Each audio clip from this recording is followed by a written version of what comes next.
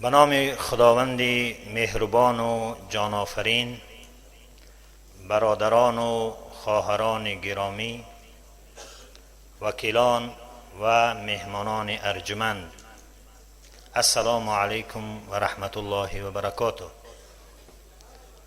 انجمن حزب نهضت اسلامی تاجیکستان گشاده اعلام می شود.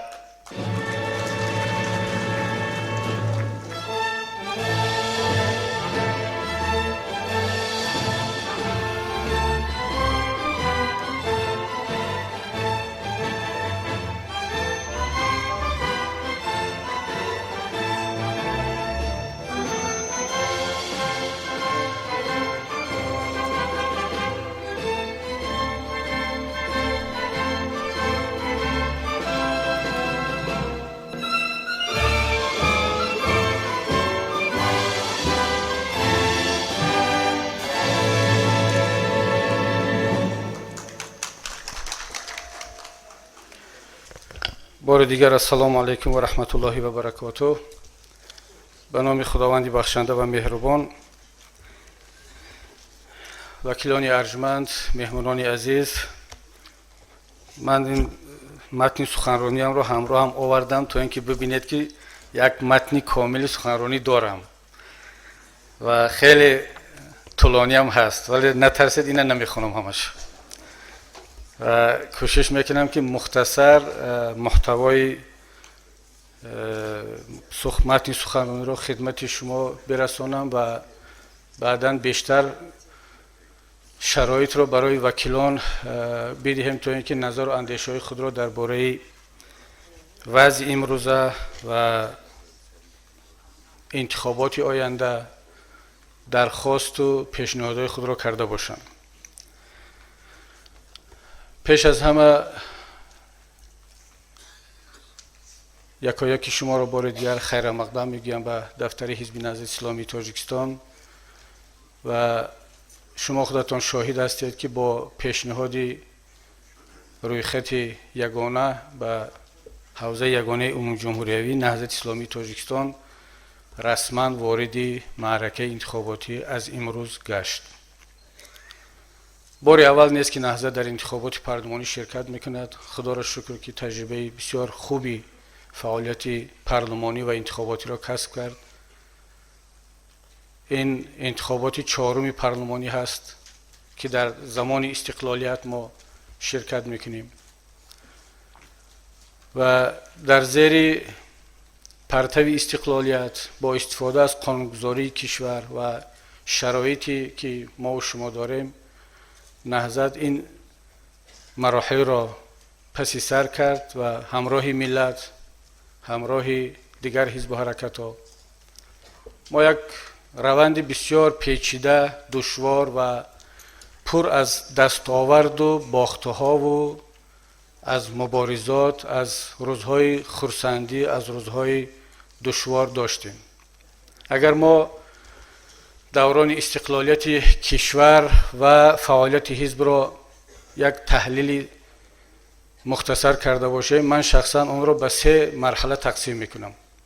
مرحله اول از سال 92 تا سال 2000 که کشور نتوانست از نعمت استقلال درست استفاده برد و همون طوری که رهبریت کشور بارها تاکید کردند و همه تحلیلگران این را تصدیق میکنند که با یک سیاست های تحمیلی علیه ملت ما و کشور ما ملت را به جنگ شهروندی علیه یکدیگر شوراندند و 10 سال اول استقلالیت ما با مشکلات، با جدال های داخلی و صلح و مذاکرات سپری شد. همه ملت ها و همه کشورهای همسایه در این 10 سال اول استقلالیتشان ساختند، آباد کردند، نیازهای دولتداری خود را مستحکم کردند، ولی متاسفانه ما تاجیکستانی ها مشغول حل مشکلات داخلی خود بودیم که از طرف بیگانگان بالای ما تحمیل شد. ولی با لطف خداوند و با درایت و خیرت ازلی مردم تاجیک و از آن جمله با ارادت و زحمت های زیادی رهبران هر دو طرف، بخصوص پرزیدنت محترم کشورمون جناب امام علی رحمان و استاد مرحوم سید عبدالله نوری، با جمع یاران هر دو طرف، چی در حکومت و چی در اتحاد نیروهای اپوزیسیونی تاجیک، ملت بار دیگر به صلح و وحدت رسید و امروز ما در فضای آرام، نسبتاً آرام، ولی الحمدلله که بهتر به مراتب از فضاهای قبلی کار و فعالیت کرده ایستادیم. این مرحله دشوار بود که پسی سر شد. سال 2000 ما میتونیم بگوییم که با برگزاری انتخابات پارلمانی اون وقت تقریبا اگرچه از کمبودی خالی نبود، اون انتخابات یک نتیجه گیری از مرحله اول رشد ملت صورت گرفت. من بهترین مرحله رشد ملت و کشور را در این 23 سال استقلالیت مرحله از سال 2000 تا 2010 می نامم. مرحله که ما کار کمیسیون آشتی ملی به انجام رسید. ملت در اساس سازشنامه عمومی صلح و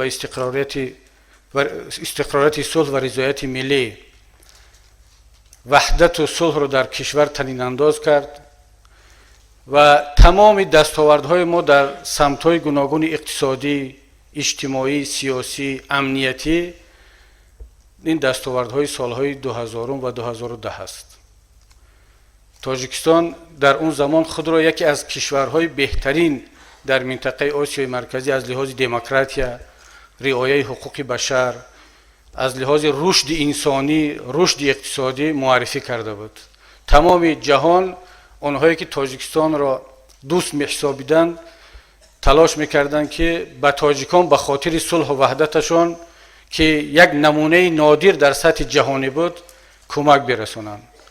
ما و شما می‌دونیم که حتی در سطح جهانی دو تا کنفرانسیه دانارهای تاجیکستان، یکی در وینا و یکی در ژاپن برگزار شد. تمام جامعه جهانی عهده‌دار شد که به تاجیکان به خاطر صلح و وحدتشان کمک کنند و واقعا صدها میلیون دلار برای رشد جامعه وارد تاجیکستان گشت و ما در نتیجه این صلح و وحدت نشان دادیم که یک ملت با فرهنگ، با تمدن و سازنده هستیم. اگرچه ما را با هم شوراندند ولی بالاخره عقل و ذکاوت فطری این ملت بالا گرفت و به صلح و وحدت و همدیگر فهمی نائل گشتیم. در اون مدت شما در چهره همه تبسم می‌دیدید، در رفتار همه برادری و همدیگر فهمی و دوستی را مشاهده می‌کردید. شما هیچگاه در اون دوره نمی‌دیدید که یک رسانه خبری، چی دولتی باشد چی خصوصی، علیه قشر دیگری از جامعه مواد مغرضانه و بی اساس نشر کند. شما اون وقت نمی‌دیدید که بالای کدام حزب سیاسی یا گروه از مردم فشارها باشد از طرف مقامات، از طرف مسئولین و همگان احساس میکردند که این وطن همه است. این کشور مال همه تاجیکستانیان است. یکی در قدرت است به مردم خدمت میکند، دیگری در اپوزیسیون است به مردم خدمت میکند، سومی اونه که به سیاست ربط ندارد دنبال زندگی و کار و بار خودش است. در مجموع این فضای خوب، سازنده و معتدل تأثیر خود را به تمام سمت‌های رشد کشور رسانده بود که ما واقعا از تمام مسئولین که در اون زمان توانستند ملت را سرجم کنند و زحمت کشیدند، کمک رساندند که این فضای پر از صلح و برادری در کشور طنین انداز باشد، تشکر میگیم پیش از همه به پرزیدنت محترم جمهوری تاجیکستان. ولی یک تغییرات در کشور بعد از انتخابات سال 2010 رخ داد. ما تا به حال دلیلش رو پیدا نکردیم که چی شد. چرا بعد از سال 2010 یک بار در مناسبت ها تغییرات به وجود آمد؟ اون فضای صلح و وحدت و برادری از رسانه ها بیرون رفت، از صحبت های رسمی و محفل ها بیرون رفت. برعکس فضا را دیگر دعوت ها و تحلیل ها و خبر پهن‌کنی ها پر کردند. چی سبب شد؟ بسیارا بر این تحلیلند که در انتخابات سال 2010 نهضت اسلامی تاجیکستان با برگزاری یک انتخابات قوی بسیاری از نیروهای سیاسی کشور را در حالت ناگوار قرار داد. این انتظاری را نداشتند که مردم به نهضت اسلامی تاجیکستان رأی بیشتر خواهند داد و حتی تغییرات در مناسبت ها در خود رفت انتخابات 2010 را ما مشاهده کردیم. تا 10 روز ماندن به انتخابات فضا کاملا دیگر بود، صلح آمیز بود، برادری و برابری بود، ولی یک باره در هفته آخر معرکه انتخاباتی 2010 وضعیت تغییر کرد و بعد از انتخابات 2010 تا امروز شما شاهد آن هستید که چقدر فشارها، چقدر اذیت‌ها بالای حزب نهضت اسلامی تاجیکستان و طرفدارانش وارد شد. ولی وکیلان محترم، ما اینجا برای آن جمع نشده ایم که شکایت کنیم، گله کنیم. ما اینجا جمع شده ایم که تحلیل کنیم، تصمیم بگیریم و با نظر داشتی واقعیت ها برنامه های آینده خود را طرحریزی کنیم و با آن نائل شویم. نهضت اسلامی تاجیکستان حزبی نیست که با این فشارها، با این تعقیبها و فضاسازی ها تأثیر بالایش رسانده شود. البته ما هم انسان هستیم، ما هم بشر هستیم، همه گونه عامل ها بالای ما هم تأثیر می رساند. ولی یک فرقیتی که نهضت اسلامی تاجیکستان دارد، این ویژگی که ما و شما داریم، این هست که مشکلات راه را جزئی طبیعت راه می دانیم. هر کسی که اعضای حزب نهضت اسلامی تاجیکستان شد آماده هست که این گونه مشکلات بالایش خواهد آمد و هر کسی که اعضای حزب نهضت اسلامی تاجیکستان شد عمیق میداند، اعتقاد دارد که پس از این مشکلات و دشواری ها چی است؟ پیروزی هست. این مع العسر یسرا، با همه گونه مشکلی حتما در پهلویش چی هست؟ پیروزی هست. آنه که نهضت اسلامی تاجیکستان با وجود این همه فشارها، محدودیتها، تهمتها ضعیف نگشت، نشکست، پراکنده نشد، این بزرگترین پیروزی ما و شما است.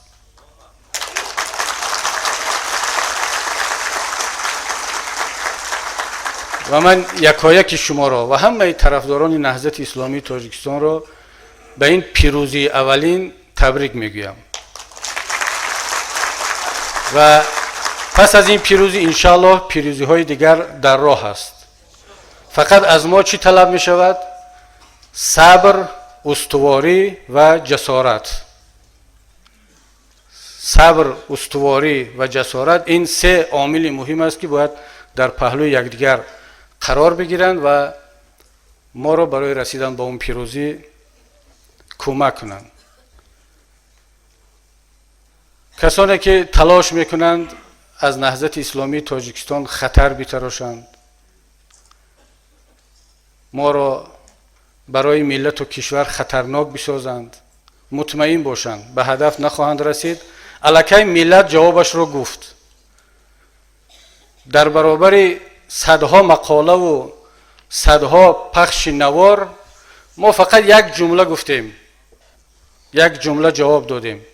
گفتیم که بعض مسئولین دولتی در اداره ها نشسته، معاش دولت را گرفته، به جای اختراع کردن و پیشروی کردن در علم و فرهنگ و سیاست، کارشون فقط ضد نهضت اسلامی تاجیکستان مقاله نویسی است. همین قدر جمله گفتیم در جواب صدها مقاله و دهها برنامه‌های تلویزیونی و پخش نوارها. ولی چه هنگامی رو برپا کردند، چه ولوله در جامعه با وجود آمد برای همین یک جمله ما.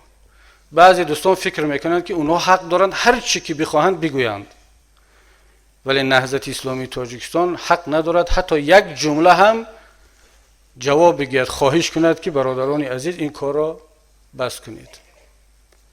این چرا نشان میدهد؟ این نشان میدهد قدرت و توانمندی شما را که یک جمله عادی، یک جواب آرامانه، ساکت، پر از صبر چقدر ولوله را به وجود میارد. و هر چقدر شما صبر کرده باشید همون قدر در قدرت ما و شما می افزاید. و صبر ما این بزرگترین وسیله مبارزه ما هست. در 40 سالگی من به برادران و خواهران گفته بودم که صبر ما مرز ندارد. برای ملت و دولت هر چقدر لازم باشد ما صبر خواهیم کرد. تا آن روز صبر خواهیم کرد که کسانی که بالای ما فشار میارند صبر خود را از دست بدهند.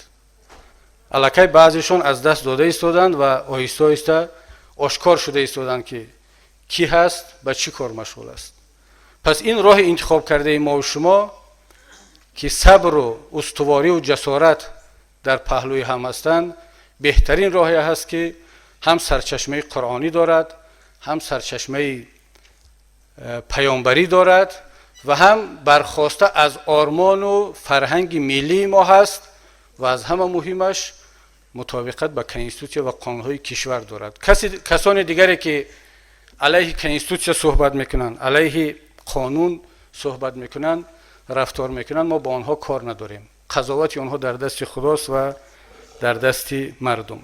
همین طریق من این مرحله رو به مرحله 23 سال استقلالت رو به همین 3 قسم جدا میکنم و نهایتاً برای جمع بس کردن این قسمت این رو میگویم که انتخابات 2010 باید دیگر تکرار نشود.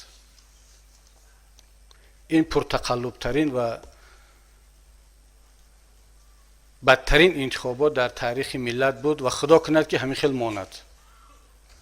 نهضت اسلامی تاجیکستان اون وقت بسیار در یک حالت دشوار بود.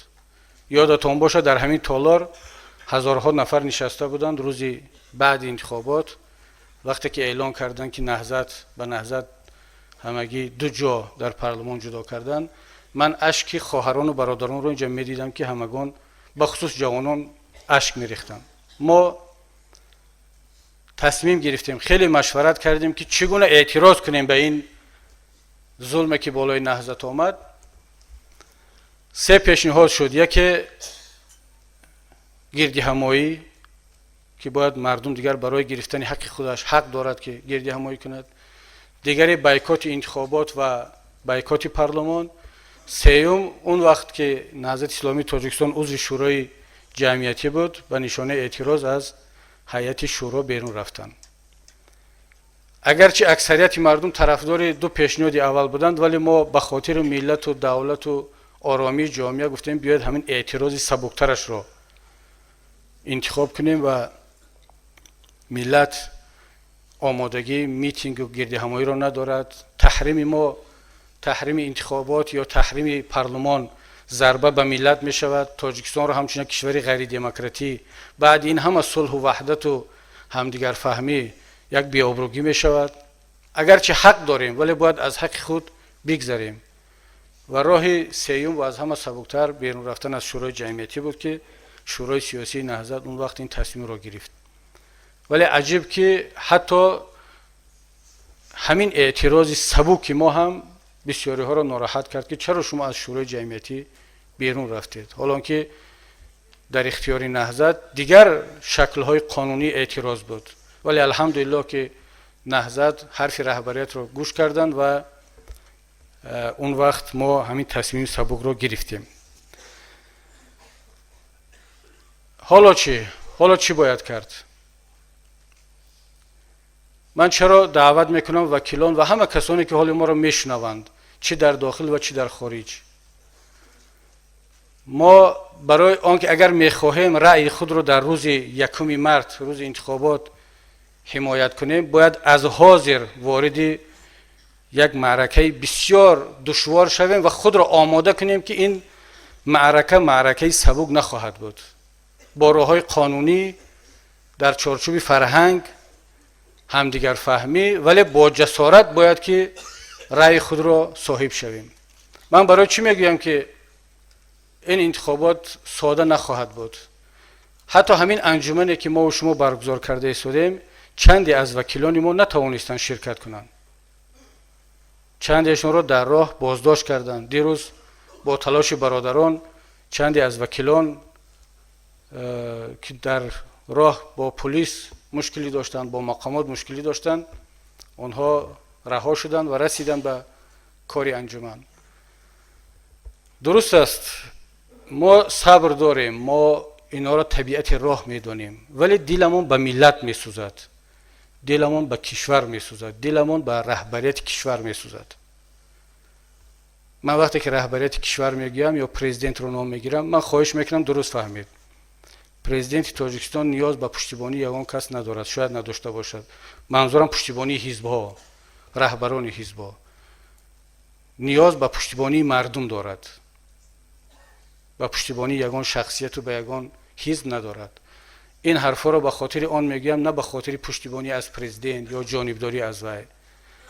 ولی ما هشدار میدهیم که کسانی که این مانعه ها رو در راه نهضت میگذارند، در راه دیگر حزب‌های سیاسی میگذارند، انتخابات رو تقلب میکنند، مانع فعالیت میشوند، اینها علیه ملت، کشور و پرزیدنت کشور فعالیت کرده ایستادند.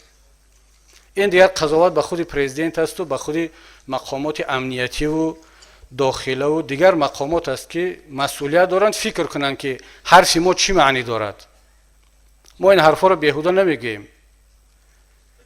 اگر هر چقدر بالای نهضت فشار بیارن باز ما طاقت میکنیم، ولی ملت است، مردم است. روحیه اعتراضی مردم که بالا رفت، شما جهان رو دیده ایستادید چه حادثه می شود.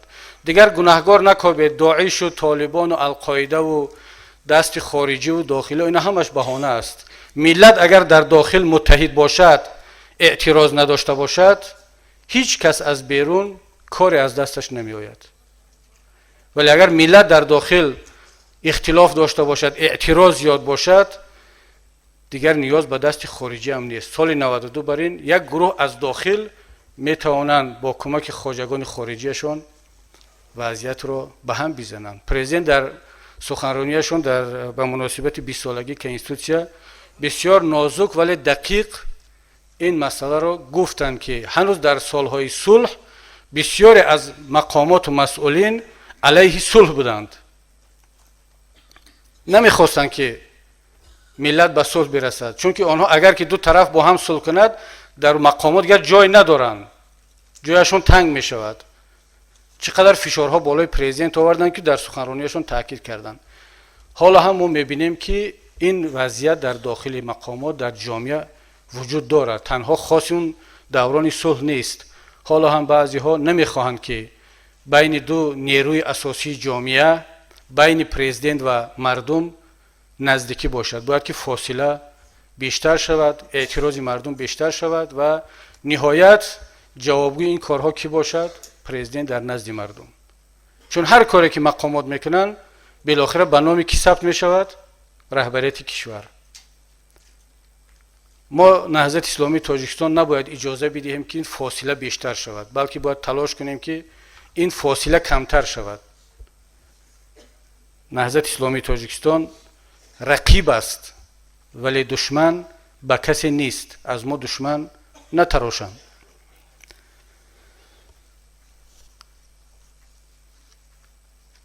بعضی از مسئولین که حالا این معرکه را علیه شروع کردند، علیه نهضت و فعالیت انتخاباتی ما، باید بدانند که ملت جواب خودش رو خواهد داد، حتما میدهد، دیر یا زود. اون مسئولین حتما در پیش مردم جواب خواهند گفت، جواب قانونی. چون هیچ کس هیچ عملی غیر قانونی چی از طرف نهضت باشد چی از طرف دیگران به جواب نخواهد ماند. ولی من یک خواهش دارم از همه مسئولین، از کسانی که در محلها با مردم کار میکنن، به قدر این ملت برسند. در جهان هیچ ملت به مثل ملت تاجیک پرصبر و با همت نیست. شما در افریقا، در آسیا، در امریکا، در اروپا، در هر قطعه دنیا ملت را پیدا کنید برای ما که 6 ماه برق نداشته باشد، نصف جوانانش یعنی نزدیک 1.5-2 میلیون جوان از 4 میلیون آوازدهنده از 18 ساله بالا نصفش در خارج باشد، هر خانواده یک فرزند در خارج داشته باشد که در اونجا هم زیر فشار است، در داخل جای کار نیست، پسترین معاش نفقه و استیپندیا در سطح جهان قریب در تاجیکستان هست. ولی این ملت با صبر و با تحمل با فرهنگ ما و شما مسئولین محترم رو طاقت کرده ایستاده است. در تمام دنیا ملت ها از حکومت ها فقط طلب میکنند برق ده، گرمی ده، جای کار و معاش مناسب ده، آزادی ده. ولی ملت تاجیک از حکومت و از مقامات فقط یک خواهش دارد: به من هیچ چیز نده، فقط از من نگیر.